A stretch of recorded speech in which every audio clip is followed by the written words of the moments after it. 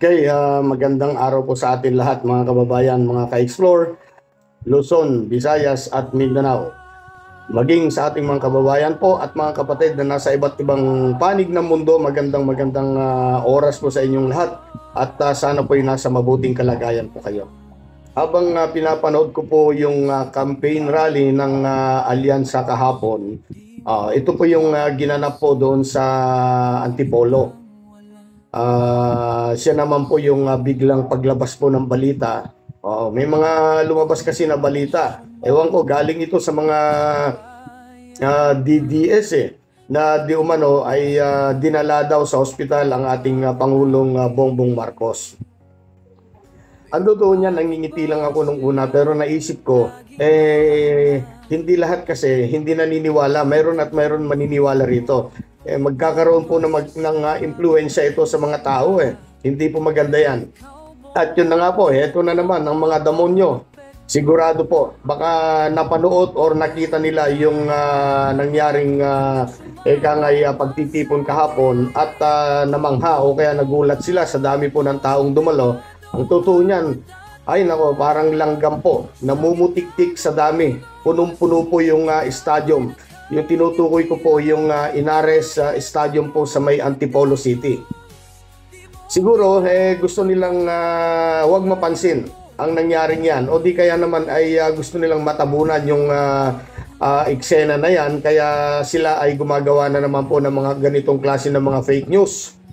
Ako, sa totoo lang, hindi na ako magtataka kung sakali man, ito pong sakali lang naman na pumunta o kaya nagpadala or magpadala si PBBM sa ospital, wag naman po sana at kasama niyo ako sa panalangin dyan na hindi po magkakaroon ng karamdaman yung ating mahal na Pangulo. Pero kung magkaganon man, gaya ng sabi ko kanina, abay normal lang po yan. Gagaya po ng monthly check-up, di ba? O kaya naman pumupunta siya sa ospital para lalong mapangalagaan yung kanyang kalusugan. At yan ay lalong mabuti para sa kanya. Mga ka-explore, kung mayroon man dapat bigyan ng magandang kalusugan sa ngayon, walang iba po kundi ang ating mahal na si PBBM. Pero hindi ko naman po sinasabi na tayong mga Pilipino, tayong mga ordinaryong Pilipino ay handa nang magkasakit. Huwag lang yung Pangulo. Oo, dapat lahat po tayo sana ay nasa magandang kalusugan. Yan. Ibig ko lang sabihin, bigyang halaga po natin, lalong-lalo na po yung kalusugan ng ating presidente. Dahil, alam nyo, nakasalalay po sa kanya ang buhay at kinabukasan ng mamamayan at ng bansang Pilipinas. Hindi na po bata yung ating Pangulo. Oo, yan ang tandaan po ninyo. Hindi na po siya bumabata. Kaya kung gusto natin na maging healthy at less stress yung ating Pangulo, dapat lang naman sana na tulungan din natin siya. Hindi niya kakayanin mag-isa po yan. Tulungan po natin siya sa kanyang mga gawain. Total, nakikita naman po natin ng kanyang mga hangarin, ang pagyamanin at pagandahin ang buhay ng bawat Pilipino. Ipinaglalaban ng bansa laban sa mga nagtatangkang sumakop. Itong mga ibang bansa, kagaya po ng China, na parang gusto tayong sakupin o kaya kunin yung isang teritoryo natin na hindi naman po ibibigay ng Pangulo kahit 1 pulgada lang daw po. Sa katunayan, napakarami po ang problema ng bansa ngayon. Ang problema po ng gobyerno. Isa dito ay ang kahirapan. Pero pilit naman pong nilulunasan ng ating Pangulo, ginagawa ng paraan. Pero nakikita ko sa ngayon, ito po ang nakikita ko. Ang pinakamalaking problema po ng ating Pangulo ngayon ay ito pong mga Duterte. 10 ng kanilang mga alipores. Yan po ang lumilitaw. Yan po nakikita ko yan ang lumilitaw na napakalaking problema ngayon na kinakaharap nitong si Pangulong Bongbong Marcos. Ang kampo po ng mga Duterte ay walang ibang hinahangad. Walang hangarin yan, kundi ang pabagsakin ang administrasyon at paalisin sa pwesto ang ating Pangulong Marcos. Talagang atat na atat. Opo, yan po ang nakikita ko ngayon. Atat na atat silang matanggal o kaya mapababa sa pwesto. Ano kaya ang dahilan? Sa palagay po ninyo mga kababayan, mga ka-explore, ano naman kaya ang dahilan? Para sa akin, iisa lamang po, personal interest lang po. Pag nawala na po sa pwesto si PBBM, sino po ang number one na magikinabang?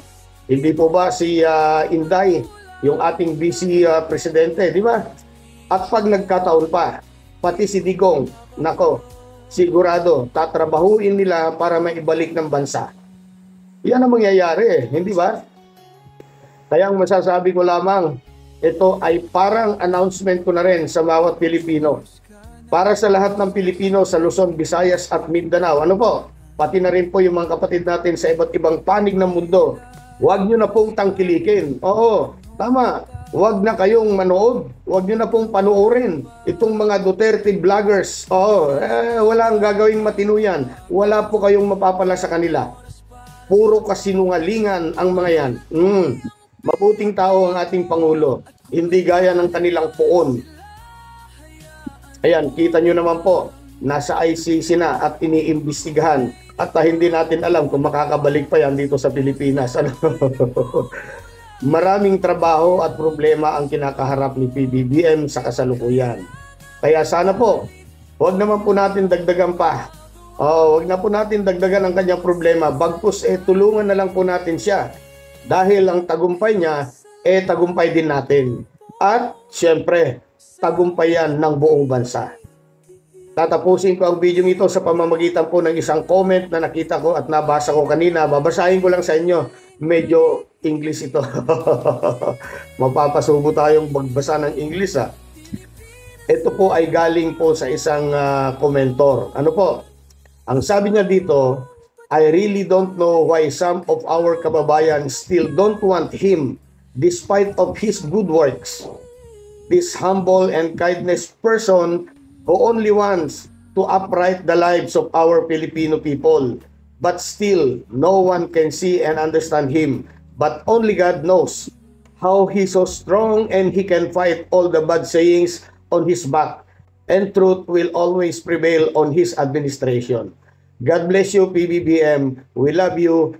Keep it up and everybody will see your worth. Iyan po ang sinabi ng isa nating komentor na binura ko po yung kanyang profile at ang kanyang pangalan. So with that, maraming salamat po. Magandang araw po sa ating lahat. Sa gitna ng batikos, di mo pinapansin mga bintang wala ng saysay.